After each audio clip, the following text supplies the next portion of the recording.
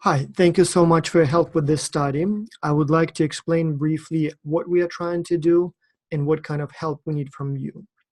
So, the main purpose of this study is to test whether or not the studies or research projects that use students as research subjects, if the results from these studies are any different than from the studies that actually use real corporate employees. The hypothesis or the belief is that studies that are based on student samples, they are not as accurate as the studies that are based on corporate employees. For example, let's say the researchers want to test how distractions affect our performance. And so let's say there is a psychology professor who wants to do this study. And so he designs an experiment where people are asked to complete a certain task. And in some conditions, people would be in a completely quiet room. In some conditions, people will be in a room with maybe some mild distractions, maybe some noise in the hallway. And then in some conditions, people will be in a very noisy, shared area.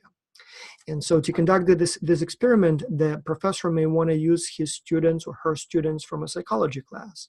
So the professor may come to the class and say, okay, there are 80 students here, so let's do an experiment. Let's try to run it. And so the students would be invited to those different types of rooms, asked to complete a task.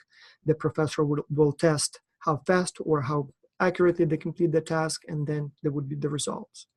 Now, some people would say that this is a bad study because, here we have students in a lab, not real employees in the corporate, office. And that's a very valid concern. And so what we're trying to do here is to test if there is really a difference, and if so, how big the difference is. And so we found a lot of studies that used corporate employees as study subjects. Now we are trying to find papers that published results of the studies that conducted or asked the same questions, but were conducted using student samples. And then we are going to try to compare those results. And so what we need your help with is finding or identifying those papers that contain results of studies that used students. Now let me share my screen and show you what we already have and what you need to do. So we already have found about 2,000 papers, that contain references to students.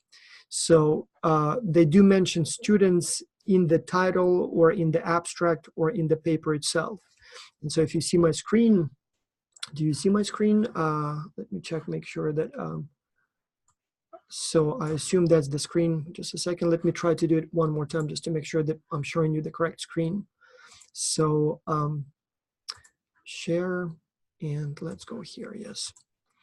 So we already found a lot of papers that use or mention students in them. But what we don't know is whether they just simply mention students or they actually conducted experiments using students.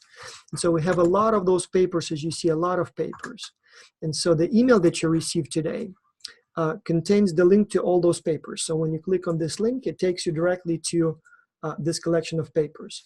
You can look at them in browser, or you can download them by simply selecting all here, and then downloading them as one big giant file. So once you download them, you will have a collection that will look something like this.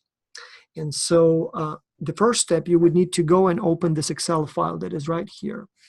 So once you open the Excel file, right here, you will see that you have the list of all those same files, and you have two columns. One column says uses student data, and the other one doesn't use or not no student data. And so we want you to open those files one by one and check what kind of sample they used, who were the study participants. And if those were students, you would put one here.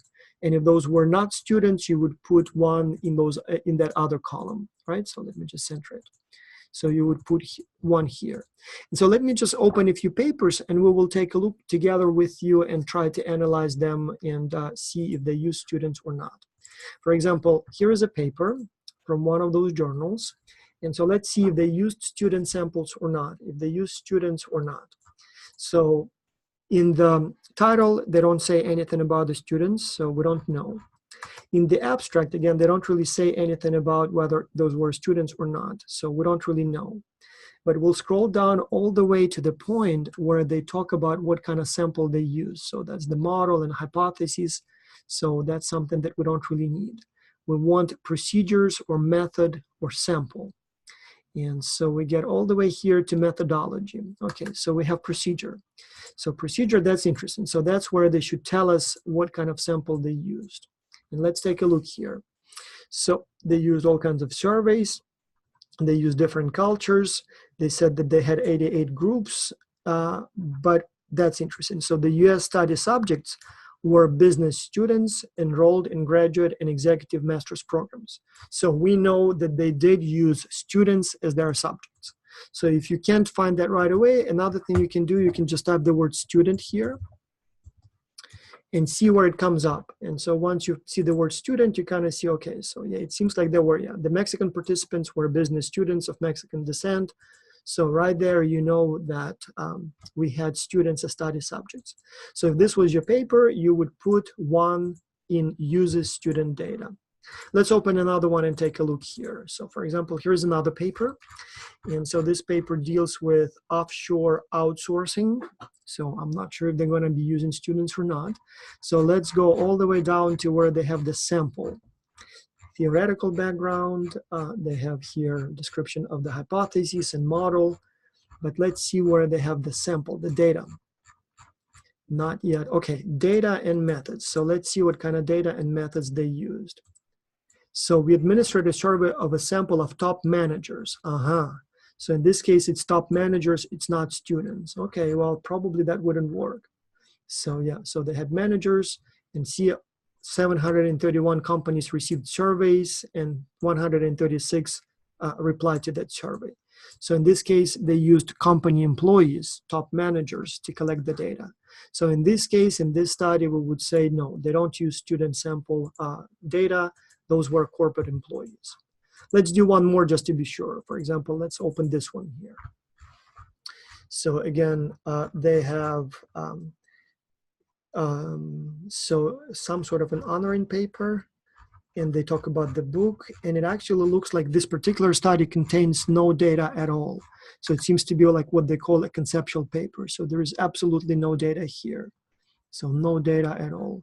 So in this case, we just simply say no data, or just to keep it simple, no student data, and we are done with that. So maybe let's do one more from a different journal. So for example, let's take, I don't know, Journal of Cross-Cultural Psychology. So in psychology journals, often professors use students as samples, so there is a good chance there will be a student sample here. And in fact, we actually see right away that they talk about schools. So there is a slight chance it will be students. Let's see. So let's see where they have the sample description, method. Yes, and you see 207 white and 206 black South Africans from schools. So those are students. They're not university students, they are school students, but still works for us. So in this case, we put they use students. And so if that's the paper, again, you would need to find the actual paper, but let's assume that's the one you put as a student. And then you just save it and email it back to exec@edxculture.org. We will put it all together and use those data. So basically that's the intent. So hopefully everything's clear. If not, let me know. But yeah, so open the paper one by one, check what kind of data they used. Maybe it was a sample of firms, maybe it was a sample of countries, maybe those were corporate employees. If so, you just say no student data. But once you see that they used students to conduct an experiment, a survey, that's what we need. You identify that paper and we'll use it for the study.